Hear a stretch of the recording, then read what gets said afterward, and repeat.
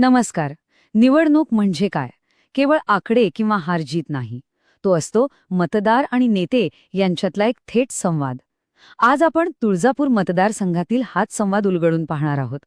इथले आकडे काय सांगतात आणि त्या आकड्यांमागे दडलेल्या लोकांच्या भावना काय आहेत?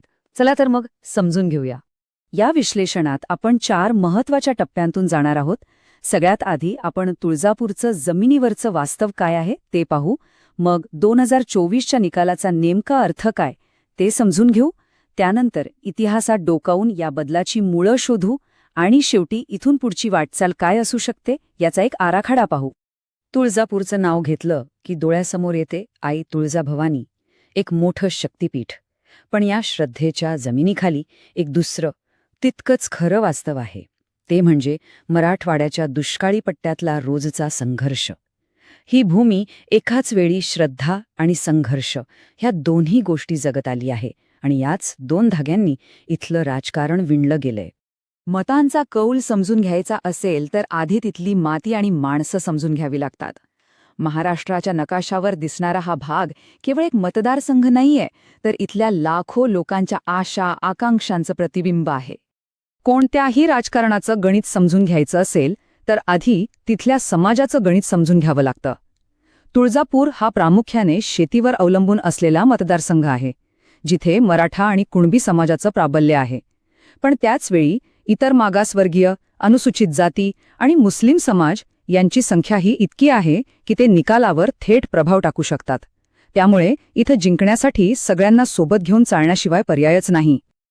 इथल्या लोकांसाठी राजकारण म्हणजे केवळ भाषणं किंवा आश्वासनं नाहीत, तर त्यांच्या रोजच्या जगण्याशी जोडलेले प्रश्न आहेत. शेतकरी कर्जबाजारीपणामुळे पिचला आहे, दुष्काळामुळे पाण्याची तीव्र टंचाई आहे आणि गावात काम नसल्यामुळे तरुण पिढी शहरांकडे धाव घेतेय.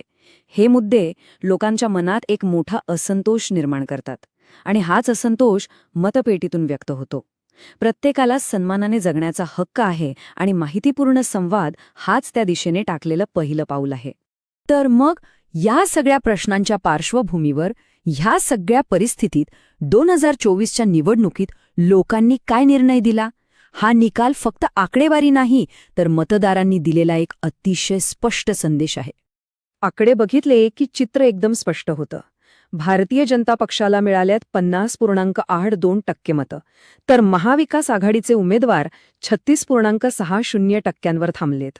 म्हणजे बघा, मतांमधलं हे जवळपास 14% अंतर आहे. हे अंतर छोटं नाही, हे एका मोठ्या राजकीय बदलाचं स्पष्ट चिन्ह आहे. मतांचं हे अंतर आकड्यात बघितलं तर ते जवळपास 37,000 आहे. 37,000 ही काही काठावरची किंवा निसटती जीत नाही. हा एक स्पष्ट, अगदी निसंदिग्ध कौल आहे, जो मतदारांनी एका पक्षाच्या बाजूने दिला आहे. यामागे नक्की कोणती कारणं आहेत हेच तर आपल्याला समजून घ्यायचंय. मग आता सगळ्यात मोठा प्रश्न उभा राहतो, भविष्यात जर हे चित्र बदलायचं असेल तर विरोधी पक्षासमोर आव्हान नेमकं केवढं मोठं आहे? हे गणित आता फक्त राजकीय नाही, तर ते पूर्णपणे आकडेवारीचं गणित बनलं आहे. ही मतांमधली दरी भरून काढणं हे एक प्रचंड मोठं आव्हान आहे. यासाठी जवळपास 18 पॉइंटच्या मतांचा स्विंग आवश्यक आहे. याचा अर्थ काय होतो? याचा अर्थ विरोधी पक्षाला केवळ स्वतःची मतं वाढून चालणार नाही, तर भाजपच्या मतांमध्येही मोठी घट घडून आणावी लागेल. हे म्हणजे एखाद्या उंच पर्वतावर चढाई करण्यासारखं आहे, जिथे प्रत्येक पाऊल विचारपूर्वक टाकावं लागतं. पण हे जे काही आज दिसतंय ते एका रात्रीत घडलेलं नाहीये. या निकालाची पाळंमुळं खोलवर मागच्या काही निवडणुकांमध्ये दडलेली आहेत. इतिहासाची पानं चाळली की वर्तमानाचं चित्र आणखी स्पष्ट दिसायला लागतं. मागच्या काही निवडणुकांचा प्रवास पाहिला की 2 गोष्टी अगदी स्पष्ट होतात. एकीकडे काँग्रेसची मतं अनेक वर्षांपासून 30 ते 35% घरात स्थिर राहिली आहेत. त्यांचा एक पक्का मतदारसंघ आहे, पण त्याचा विस्तार मात्र झालेला नाही. आणि दुसरीकडे भाजपचा मतांचा आलेख बघा. गेल्या दशकात त्यांनी मोठी झेप घेतलीये आणि तो वेगाने वर चढला आहे. या 2 वेगवेगळ्या कथा आजच्या परिस्थितीला जबाबदार आहेत. इथे आपल्याला तीच गोष्ट अधिक स्पष्टपणे दिसतीये. एका बाजूला काँग्रेसचा मतदार जो निष्ठावंत आहे पण मर्यादित राहिलाय, आणि दुसऱ्या बाजूला भाजपचा वाढता जनाधार, ज्याने एक मोठी आघाडी निर्माण केलीये. ही दरीच विरोधी पक्षासाठी आजचं सर्वात मोठं आव्हान बनली आहे. कोणतीही लढाई जिंकण्यासाठी आधी स्वतःला ओळखणं गरजेचं आहे. आपली ताकद काय आणि कमजोरी काय हे माहिती हवं. विरोधी पक्षाकडे ऐतिहासिक वारसा आहे, जुने स्थानिक संबंध आहेत, ही त्यांची ताकद. पण अलीकडचे सलग पराभव आणि कमजोर झालेली पक्ष संघटना ही एक मोठी कमजोरी आहे. त्याचवेळी शेतकऱ्यांमधील असंतोष ही एक संधी असू शकते. पण भाजपचा वाढलेला जनाधार आणि बंडखोरीचा धोका याकडेही दुर्लक्ष करून चालणार नाही. ठीक आहे, आतापर्यंत आपण काय झालं याचं विश्लेषण केलं. पण आता खरा प्रश्न आहे की पुढे काय?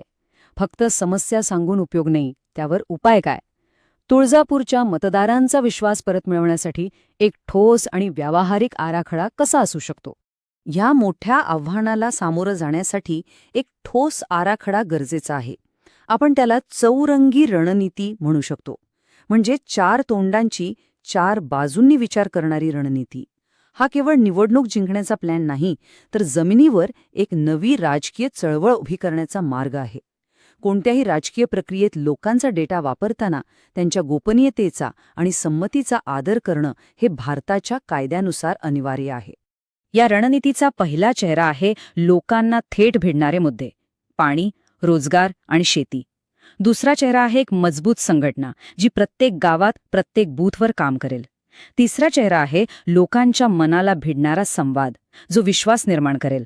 आणि चौथा, अत्यंत महत्वाचा चेहरा आहे संसाधनांचा योग्य वापर. हे 4 स्तंभ जेव्हा एकत्र येतात तेव्हाच लोकांच्या मनात एक विश्वासार्ह पर्याय उभा राहू शकतो.